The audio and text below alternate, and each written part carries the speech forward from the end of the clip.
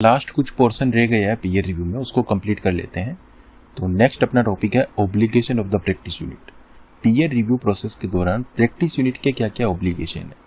तो यहाँ पे लिखा गया है कि जो बोर्ड ने बोला गया है, लाइक उसको क्वेश्चनरी सबमिट करना पड़ता है, स्टेटमेंट सबमिट करना पड़ता है। जो बोर्ड ने बोला है वो तो उसको करना ही है, उसके अलावा एडिशन में उसकी क्या क्या रिस्पॉन्सिबिलिटीज़, क्या क्या उसके ऑब्लिगेशन है। ठीक है, एक तो जब पीयर रिव्यूअर कोई भी उससे रिकॉर्ड मांगेगा, डॉक्यूमेंट मांगेगा, या फिर कोई प्रिस्क्राइब जो भी रजिस्टर है वो मेंटेन करके रखा है प्रैक्टिस यूनिट ने, वो मांगेगा तो उसको प्रोड्यूस करके देना पड़ेगा। और भी कोई डॉक्यूमेंट जो प्रैक्टिस यूनिट के पोजीशन में, कंट्रोल में है, अगर पीयर रिव्यू को उसकी ज़रूरत है पीयर रिव्यू प्रोसेस के लिए, तो उसको एक्सेस देनी पड़ेगी और प्रोड्यूस करके देना पड़ेगा। सेकंड क्या है, उसके अलावा कोई और अगर फर्दर एक्सप्लेनेशन या फिर कोई फर्दर पर्टिकुलर अगर पीयर रिव्यूअर मांगता है for completion of the peer review, अगर वो ज़रूरी है तो वो भी पीयर रिव्यूअर को प्रोवाइड करना पड़ेगा। कोई भी असिस्टेंस अगर मांगता है peer reviewer in connection with the peer review, वो भी उसको प्रोवाइड करना पड़ेगा। लास्ट पॉइंट में क्या लिखा है कि कोई भी इंफॉर्मेशन और मैटर जो वो प्रोवाइड कर रहा है वो अगर अदर देन लेजिबल फॉर्म है, अगर लेजिबल फॉर्म में नहीं है, वो मतलब कोई और लैंग्वेज में है जो समझ में नहीं आ रही, उस लैंग्वेज में है, तो उस केस में जो प्रैक्टिस यूनिट है उसकी अकाउंटेबिलिटी हो जाती है, उसकी रेस्पॉन्सिबिलिटी हो जाती है कि वो उसको रिप्रोड्यूस करके दे, उसको ट्रांसलेट करके दे पीयर रिव्यूअर को। क्योंकि पीयर रिव्यूअर जो है वो दूसरे स्टेट का हो सकता है, प्रैक्टिस यूनिट जो है वो कोई और स्टेट की हो सकती है, तो लैंग्वेज का भी फर्क हो सकता है। तो वो पीयर रिव्यूअर को देनी पड़ेगी प्रैक्टिस यूनिट को कन्वर्ट करवा के, ट्रांसलेट करवा के, और उसकी ट्रुथफुलनेस और उसकी एक्यूरेसी की जिम्मेदारी भी जो है प्रैक्टिस यूनिट की ही होगी। हाँ, तो अपन ने obligation of the practice unit देखा। अब नेक्स्ट अपन देखते हैं obligation of the peer reviewer. Peer reviewer के क्या ऑब्लिगेशन है, तो 3 पॉइंट दिए हैं इसमें। सबसे पहले जो पीयर रिव्यूअर जो है वो प्रैक्टिस यूनिट के जो फाइल्स एंड रिकॉर्ड जिनको वो एग्जामिन करेगा during the peer review process, उनकी एक्सट्रैक्ट नहीं ले सकता, मतलब उनकी कॉपी नहीं ले सकता है वो एज ए वर्किंग पेपर, अपने वर्किंग पेपर बनाने के लिए एज ए उनकी कॉपी नहीं ले सकता है प्रैक्टिस यूनिट के फाइल्स एंड रिकॉर्ड की। ये उसका ऑब्लिगेशन है। दूसरा, पीयर रिव्यूअर का एक और ऑब्लिगेशन ये है कि उसको पीयर रिव्यू प्रोसेस को कंप्लीट करना पड़ेगा with in the prescribe time, जो कि बोर्ड ने प्रेस्क्राइब कर रखा है, जो अपन आगे देखेंगे। उस प्रेस्क्राइब टाइम के अंदर उसको कंप्लीट करके देना पड़ेगा और उसको बोर्ड को रिपोर्ट करना पड़ेगा, ये भी उसका ऑब्लिगेशन है। थर्ड पॉइंट है इसमें कि जो रिव्यूअर है shall document all his working paper and submit a copy of his working paper to the board if called for by the board within 18 month। मतलब रिव्यूअर का एक और ऑब्लिगेशन ये भी है कि उसको सारे वर्किंग पेपर डॉक्यूमेंट करने पड़ेंगे और उस वर्किंग पेपर की कॉपी जो है अगर board with in 18 month of the peer review report के अगर मांगता है तो उसको बोर्ड को प्रोवाइड करनी पड़ेगी उसकी कॉपी। नेक्स्ट है पीयर रिव्यू प्रोसेस। अब पीयर रिव्यू प्रोसेस जो है वो 4 पार्ट में अपन देखेंगे। सबसे पहला है selection of the practice unit and appointment of the reviewer.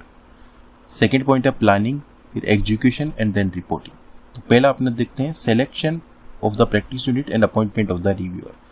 तो पीयर रिव्यू प्रोसेस अब शुरू कहाँ से होगी। सबसे पहले जो पीयर रिव्यू बोर्ड है वो नोटिफिकेशन भेजेगा प्रैक्टिस यूनिट को कि आपका हम पीयर रिव्यू करना चाहते हैं। तो आपको ये नोटिफाई किया जाता है कि आपका सेलेक्ट किया गया है कि आपका पीयर रिव्यू होगा।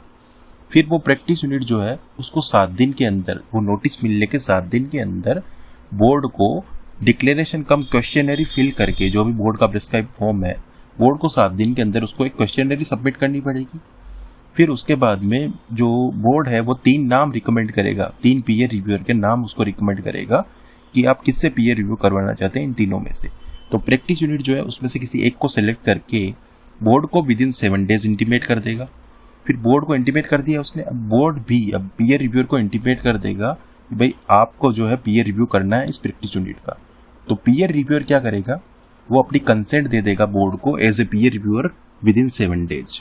हाँ, तो अपन पीयर रिव्यू की प्रोसेस देख रहे थे, जिसके अंदर पहला स्टेप अपन ने देखा selection of the practice unit and appointment of the peer reviewer. उसके बाद में नेक्स्ट स्टेप आता है प्लानिंग। प्लानिंग के अंदर क्या होगा, जो information to be furnish by the practice unit कौन कौन सी इन्फॉर्मेशन फर्निश करेगा ये देखेंगे अपन। तो अपन ने पहला स्टेप जब किया था उसके अंदर देखा था कि पीयर रिव्यूअर जो है उसको 7 दिन के अंदर पीयर रिव्यू बोर्ड को अपनी कंसेंट देनी पड़ती है। अब वो कंसेंट मिलने के बाद में पीयर रिव्यू बोर्ड क्या करेगा, वो प्रैक्टिस यूनिट को उस कंसेंट का इंटीमेशन कर देगा। अब जिस दिन प्रैक्टिस यूनिट को पीयर रिव्यूअर की कंसेंट का इंटीमेशन मिला बोर्ड से, उसके विद इन 2 days के अंदर कॉपी ऑफ जो कम्प्लीटली फिलअप क्वेश्चनरी जो उसने पहले बोर्ड को सबमिट की थी वो अब उसकी कॉपी सबमिट करेगा पीयर रिव्यूअर को भी। उसके साथ में वो क्या सबमिट करेगा, उसके साथ में वो detail of any proceeding against the practice unit और एनी ऑफ इट्स पार्टनर और qualified assistant taken by any regulatory monitoring और enforcement body relating to investigation और allegation of deficiency in the conduct of attest function. ठीक है, मतलब conduct of attest function में अगर कोई भी एलिगेशन लगा या कोई इन्वेस्टिगेशन चल रहा है या कोई प्रोसीडिंग उनके अगेंस्ट में चल रही है तो वो किसके अगेंस्ट में, प्रैक्टिस यूनिट के अगेंस्ट में, उसके पार्टनर के किसी भी पार्टनर के अगेंस्ट में या क्वालिफाइड असिस्टेंट के अगेंस्ट में, कब, पिछले 3 सालों में और till the date of the submission of the questionnaire. इस पीरियड के बीच में अगर कोई भी उनके ऊपर एलिगेशन या इन्वेस्टिगेशन चल रहा है तो उसकी डिटेल भी उसको क्वेश्चनरी के साथ में पीयर रिव्यूअर को रिपोर्ट सबमिट करनी पड़ेगी। अब नेक्स्ट क्या है, information to be furnished by the peer review board. Peer review board क्या करेगा, यूडीन डायरेक्टरेट से जितनी इन्फॉर्मेशन उसको मिल सकती है वो लेकर के पीयर रिव्यूअर को वो सबमिट कर देगा। उसके अलावा selection of the sample by the reviewer.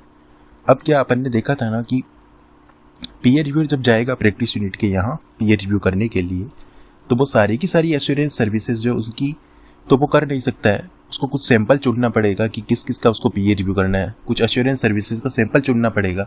अब उसकी प्रोसेस क्या है वो यहाँ पे दिया गया है। तो सबसे पहले जो रिव्यूअर है विद इन 7 दिन के अंदर जो है, जिस दिन उसको प्रैक्टिस यूनिट से सारी इन्फॉर्मेशन वो क्वेश्चनरी वगैरह जो अभी ऊपर देखी वो मिल जाती है, उसके विद इन 7 दिन के अंदर रिव्यूअर क्या करेगा, सैंपल चुन के रख लेगा, सैंपल सेलेक्ट कर लेगा एश्योरेंस सर्विसेज का जो उसको पीयर रिव्यू करना है। फिर वो सैंपल के बारे में वो इंटीमेट कर देगा किसको, प्रैक्टिस यूनिट को। मतलब 7 दिन के अंदर प्रैक्टिस यूनिट को इंटीमेट कर देगा कि भाई कौन कौन से सैंपल जो है उनका वो एश्योरेंस सर्विसेज का कौन कौन सी एश्योरेंस सर्विसेज है जिनका वो पीयर रिव्यू करने वाला है। ठीक है, तो प्रैक्टिस यूनिट को पहले से बता देगा ताकि वो रेडी रहे। उसके अलावा प्रैक्टिस यूनिट से कोई भी उसको फर्दर इन्फॉर्मेशन या एडिशनल इन्फॉर्मेशन चाहिए तो वो ले सकता है। ठीक है, उसके बाद में रिव्यूअर क्या करेगा, प्लान करेगा ऑन साइट विजिट कंसल्ट करके प्रैक्टिस यूनिट के साथ में। लेकिन रिव्यूअर जो ऑन साइट विजिट करेगा ना उससे पहले एटलीस्ट 5 दिन का टाइम देगा, मतलब 5 days का वो एटलीस्ट टाइम देगा ताकि जो प्रैक्टिस यूनिट है वो अपने रिकॉर्ड्स को जो है रेडी रख सके ताकि एश्योरेंस सर्विसेज से उनका पीयर रिव्यू किया जा सके। नेक्स्ट पॉइंट इसमें क्या है कि the reviewer and the practice unit वो दोनों आपस में म्यूचुअली कॉर्पोरेट करके पीयर रिव्यू की एंटायर जो प्रोसेस है उसको विद इन 60 days में कंप्लीट करेंगे। ठीक है, पूरी पीयर रिव्यू की प्रोसेस जो है 60 दिन के अंदर कंप्लीट हो जानी चाहिए। कब से, जिस दिन पीयर रिव्यू बोर्ड ने नोटिफाई किया था प्रैक्टिस यूनिट को कि आपको सेलेक्ट किया जा रहा है पीयर रिव्यू के लिए, उस दिन की डेट से 60 दिन के अंदर पीयर रिव्यू की प्रोसेस जो है खत्म हो जानी चाहिए। हाँ, तो अब अपन देखेंगे पीयर रिव्यू प्रोसेस का तीसरा स्टेप, एग्जीक्यूशन। तो पहले 2 स्टेप कौन से देखे थे अपन ने, पहला अपन ने देखा था selection of the practice unit and appointment of the peer reviewer. दूसरा अपन ने देखा प्लानिंग। अब तीसरा है एग्जीक्यूशन। एग्जीक्यूशन के अंदर क्या होगा कि पीयर रिव्यूअर है जो वो वहाँ पे विजिट करेगा प्रैक्टिस यूनिट के यहाँ ताकि वो कंडक्ट कर सके पीयर रिव्यू। अब उसकी ब्रांच पे विजिट कर सकता है, उसके हेड ऑफिस पे विजिट कर सकता है या पीयर रिव्यू जो है वो प्रैक्टिस यूनिट जहाँ पे बोले अदर लोकेशन पर भी विजिट कर सकता है। ठीक है, अब उसके बाद में यह एक पीरियड दिया हुआ है कि ऑन साइट जो रिव्यू करेगा वहाँ पे वो 7 दिन से ज़्यादा का नहीं हो सकता पीरियड। मतलब जो ऑन साइट विजिट करेगा ना पीयर रिव्यू वो 7 दिन तक कर सकता है मैक्सिमम, उससे ज़्यादा तक नहीं कर सकता है। ठीक है, उसके बाद में है next compliance review and general control. अब उसके अंदर पीयर रिव्यूअर क्या करेगा, जब ऑन साइट विजिट करेगा तो वो पीयर रिव्यू के प्रोसेस शुरू करेगा वहाँ पे, तो सबसे पहले वो देखेगा जो जनरल कंट्रोल लगे हुए हैं ना प्रैक्टिस यूनिट के अंदर उनको देखेगा कि भाई उनको देख के ही वो डिसाइड कर पाएगा ना कि वो किस हद तक रिलाई कर सकता है उनके ऊपर। तो उसमें क्या क्या देखेगा, वो 5 चीज़ें देखेगा। इंडिपेंडेंस देखेगा कि मतलब कितना इंडिपेंडेंस मेंटेन करके रखा है प्रैक्टिस यूनिट ने, और प्रैक्टिस यूनिट जो है उसने कितने प्रोफेशनल स्किल एंड इसके स्टैंडर्ड मेंटेन करके रखा है उसने। आउटसाइड कंसल्टेशन कितनी लेती है प्रैक्टिस यूनिट, स्टाफ का जो रिक्रूटमेंट है, सुपरविजन एंड डेवलपमेंट है उसका क्या प्रोसेस है, और ऑफिस का एडमिनिस्ट्रेशन कैसा है। ये 5 चीज़ें देख के वो अंदाज़ा लगा पाएगा कि ओवरऑल उसका जनरल कंट्रोल कैसा है और मुझे पीयर रिव्यू करने के लिए कितना अपना एफर्ट लगाना पड़ेगा, कितनी नेचर स्कोप क्या होगा मेरा, वो डिसाइड करेगा। 5 चीज़ें क्या है, independence, maintenance of the professional skill and standard, outside consultation, staff का recruitment and supervision and development and office administration. Next है selection of the assurance service engagement for review. अब वो कौन सी एश्योरेंस सर्विसेज इंगेजमेंट है जिनका वो peer review करेगा, उसको सेलेक्ट करेगा। तो वो किस बेसिस पे सेलेक्ट करेगा? वो देखेगा standard of the quality control जो प्रैक्टिस यूनिट ने लगा रखे हैं उसके बेस पे, size and nature of the assurance services, जो एश्योरेंस सर्विसेज प्रोवाइड कर रही है प्रैक्टिस यूनिट उसकी साइज एंड नेचर को देख के भी वो डिसाइड कर सकता है कि कौन सी एश्योरेंस सर्विसेज को मैं पीयर रिव्यू के लिए कंसीडर करूँ। तीसरा वो देख सकता है methodology generally adopted by the practice unit in providing the assurance services, उसके बेसिस पे भी वो देख सकता है कि कौन सी एश्योरेंस सर्विसेज है उनको उसका पीयर रिव्यू करना चाहिए। नेक्स्ट है नंबर ऑफ पार्टनर कितने हैं प्रैक्टिस यूनिट में, नंबर ऑफ मेंबर कितने इन्वॉल्व है एश्योरेंस सर्विसेज को कंडक्ट करने के लिए, और number of location and branches कितनी है प्रैक्टिस यूनिट की, फीस कितनी चार्ज कर रहा है प्रैक्टिस यूनिट एश्योरेंस सर्विसेज की, जीएसटी कितना पे किया है उसने। इन सब के बेसिस पे वो डिसाइड कर सकता है कि कौन सी एश्योरेंस सर्विसेज जो है उसका वो पीयर रिव्यू करे। ठीक है। और शुरू में अपन ने देखा था कि जो प्लानिंग स्टेज में वो सैंपल साइज सेलेक्ट करता है कौन सी एश्योरेंस सर्विसेज जो है उसको कंडक्ट करनी है, किसका पीयर रिव्यू करना है। तो वो कोई मैंडेटरी नहीं है कि वो उतना बोल दिया उतना ही करेगा, वो चाहे तो बाद में इनलार्ज भी कर सकता है, उनको बढ़ा भी सकता है कि और भी वो बोल सकता है कि एक तो और एश्योरेंस सर्विसेज का वो पीयर रिव्यू करेगा। नेक्स्ट अपना प्रोसेस क्या है? Review of the record. अब पीयर रिव्यू क्या करेगा? रिकॉर्ड, प्रैक्टिस यूनिट के रिकॉर्ड को रिव्यू करेगा। अब अपन ने पहले ही देखा था कि पीयर रिव्यूअर जो है वो रिकॉर्ड को रिव्यू करने के लिए combination of the compliance approach and substantive approach को जो है फॉलो करेगा। अब कंप्लायंस अप्रोच के अंदर में पीयर रिव्यूअर क्या करेगा? वो देखेगा कि प्रॉपर कंट्रोल प्रोसीजर जो है वो लगाई गई है या नहीं लगाई गई है। उसके अलावा ये देखेगा कि इंश्योर करेगा जो भी एश्योरेंस सर्विसेज प्रोवाइड कर रही है प्रैक्टिस यूनिट वो according to as per the technical, professional and ethical standard होनी चाहिए। अब उसके लिए कंप्लायंस अप्रोच के अंदर कौन कौन से एरिया को वो कंसीडर करेगा? वो देखेगा एश्योरेंस सर्विसेज जो है उसके रिकॉर्ड को देखेगा, सब्सेंसिव टेस्ट को देखेगा, सिस्टम ऑफ इंटरनल कंट्रोल को देखेगा, presentation and disclosure of the financial statement को देखेगा, एश्योरेंस सर्विसेज का जो है उसके कंक्लूजन को देखेगा एंड एश्योरेंस सर्विसेज के रिपोर्टिंग को देखेगा। तो यहाँ पे कितने 6 पॉइंट है। क्या क्या कंसीडर करेगा वो कंप्लायंस अप्रोच के अंदर? एश्योरेंस सर्विसेज के रिकॉर्ड को, तीन तो देखो इसमें एश्योरेंस सर्विसेज वाले हैं, एश्योरेंस सर्विसेज के रिकॉर्ड को, एश्योरेंस सर्विसेज के कंक्लूजन को, एश्योरेंस सर्विसेज की रिपोर्टिंग को, ये 3 देखेगा। उसके अलावा system of internal control, substantive procedure and financial statement का प्रेजेंटेशन एंड डिस्क्लोजर, ये सारी चीज़ें पीयर रिव्यूअर जो है रिव्यू देखेगा, पीयर रिव्यू जो है रिव्यू करेगा। अब नेक्स्ट इसमें है सब्सेंसिव अप्रोच। उसके अंदर क्या करेगा? वो रिव्यू करेगा एश्योरेंस जो सर्विसेज प्रोवाइड कर रही है उसके वर्किंग पेपर को जो है उसको रिव्यू करेगा और देखेगा कि जो पीयर रिव्यूअर जो है वो देखेगा प्रैक्टिस यूनिट जो है वो काम कर रही है as per the technical, professional and ethical standard या नहीं। लास्ट स्टेप है अपना चौथा स्टेप। अपन ने इसमें देखा था कि पीयर रिव्यू की प्रोसेस के 4 स्टेज हैं। सबसे पहला क्या देखा अपन ने? Selection of the practice unit and appointment of the peer reviewer, फिर प्लानिंग देखा, फिर एग्जीक्यूशन देखा। अब लास्ट स्टेप है रिपोर्टिंग। अब रिपोर्टिंग में क्या होगा? पीयर रिव्यूअर जो है अपनी पीयर रिव्यू करने के बाद में रिपोर्ट देगा। रिपोर्ट में वो क्या कंसीडर करेगा? System of quality control for the assurance services कैसा है वो उसके बारे में बात करेगा, और system of quality control design किया है या नहीं किया है वो देखेगा, और उसके अलावा इंश्योर करेगा, उसके अंदर लिखेगा कि compliances with the technical, professional and ethical standard है या नहीं है। वो पीयर रिव्यू रिपोर्ट में अपने ये सारी चीज़ें कंसीडर करके चलेगा। उसके बाद में नेक्स्ट जो है पीयर रिव्यूअर जो है कंप्लायंसेस को तो रिपोर्ट करेगा ही करेगा अपने पीयर रिव्यू की रिपोर्ट में। उसके अलावा वो क्या क्या एरिया कंट्रोल के जो है वो कवर करेगा, जो अपन ने अभी पहले भी देखे थे जनरल कंट्रोल, वही है ये 5 point. Independence, maintenance of the professional skill and standard, outside consultation, staff recruitment, supervision and development and office administration. तो इसको आप इस तरह से याद रख सकते हो चाहो तो कि भाई आप अपनी आर्टिकल सिर्फ जाके CFM को याद करो कि वहाँ पर कितना इंडिपेंडेंस मेंटेन था, कितना वहाँ पे professional skill and standard maintain था, आउटसाइड कंसल्टेशन दूसरे से कितना लेते थे वो, और स्टाफ को रिक्रूटमेंट करते थे तो उसका क्या प्रोसीजर था, और उसका ओवरऑल ऑफिस का एडमिनिस्ट्रेशन कैसा था। वो याद करके आप इन 5 पॉइंट जो इनको लिंक करके याद कर सकते हो। नेक्स्ट पॉइंट है discussion, communication of finding. Peer review जब ऑन साइट विजिट कर लेगा अपनी कंप्लीट, उसके बाद में जो पीयर रिव्यूअर है वो अपनी रिपोर्ट देने से पहले बोर्ड को कम्युनिकेट करेगा प्रैक्टिस यूनिट को अपनी फाइंडिंग, कि उसकी ओपिनियन में उसकी सिस्टम एंड प्रोसीजर में क्या क्या डेफिशिएंसी है, क्या क्या नॉन कंप्लायंसेस है, वो प्रैक्टिस यूनिट को बताएगा और उससे क्लेरिफिकेशन मांगेगा उसके बारे में। फिर प्रैक्टिस यूनिट क्या करेगी, वो 5 दिन के अंदर, जिस दिन उसको रिसिप्ट हुई फाइंडिंग पीयर रिव्यूअर से, उस 5 दिन के अंदर वो अपना रिप्रेजेंटेशन सबमिट करेगी राइटिंग में रिव्यूअर को कि भाई जो आपने डेफिशिएंसी बताई है मेरे सिस्टम प्रोसीजर में या फिर मेरा जो नॉन कंप्लायंसेस आपने बताया है उसके रिगार्डिंग मेरा ये रिप्रेजेंटेशन है, मेरा रिप्लाई आपको ये है, वो सबमिट कर देगा। उसके बाद में नेक्स्ट है peer review report of reviewer. फिर पीयर रिव्यूअर क्या करेगा, ऑन साइट विजिट खत्म होने के बाद में अगर रिव्यूअर जो है, जो रिप्लाई मिला प्रैक्टिस यूनिट से, अभी जो ऊपर अपन ने देखा रिप्लाई जो उसने दिया है 5 दिन के अंदर जो रिप्रेजेंटेशन दिया है, उससे अगर अब 2 केस हो सकते हैं, या तो वो पीयर रिव्यूअर उससे सेटिस्फाइड है या उससे नहीं है सेटिस्फाइड, तो अब दोनों केस देखेगा। पर अगर रिव्यूअर सेटिस्फाई हो जाता है जो उससे रिप्लाई मिला है प्रैक्टिस यूनिट से, तो वो क्या करेगा, अपनी जो पीयर रिव्यू की रिपोर्ट है वो बोर्ड को भी सबमिट कर देगा, जो भी इनिशियल फाइंडिंग हुई है उसके साथ में, और प्रैक्टिस यूनिट को भी उसकी कॉपी सबमिट कर देगा। तो फिर मैटर ओवर हो जाएगा।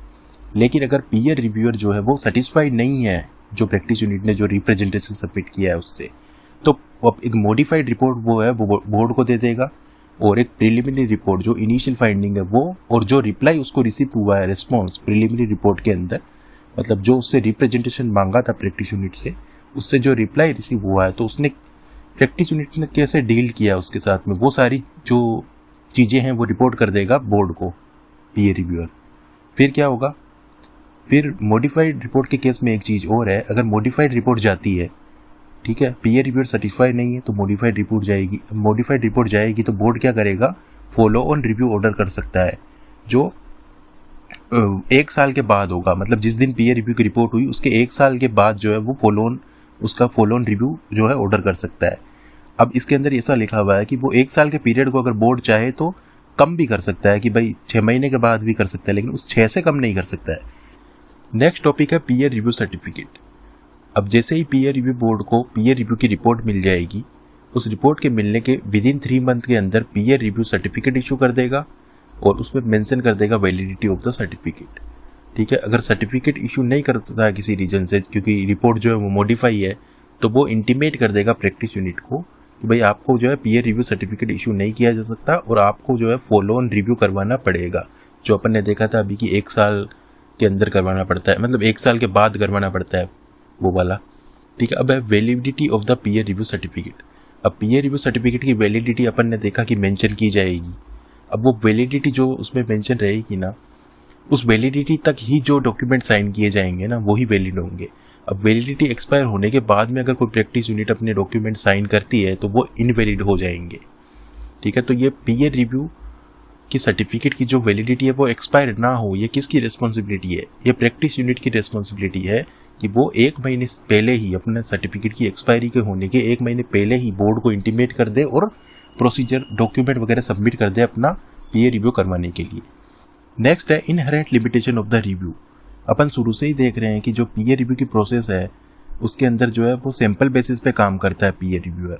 वो एश्योरेंस सर्विसेज का कुछ सैंपल सेलेक्ट करता है और टेस्ट चेकिंग करता है। तो जहाँ पे टेस्ट चेकिंग इन्वॉल्व होती है वहाँ पे ये ज़रूरी नहीं है कि पूरा का पूरा जो उसका quality of the assurance services जो है वो as per the technical professional and ethical standard ही है, वो ऐसा कोई नेसेसरी नहीं है, उसमें वीकनेस निकल सकती है।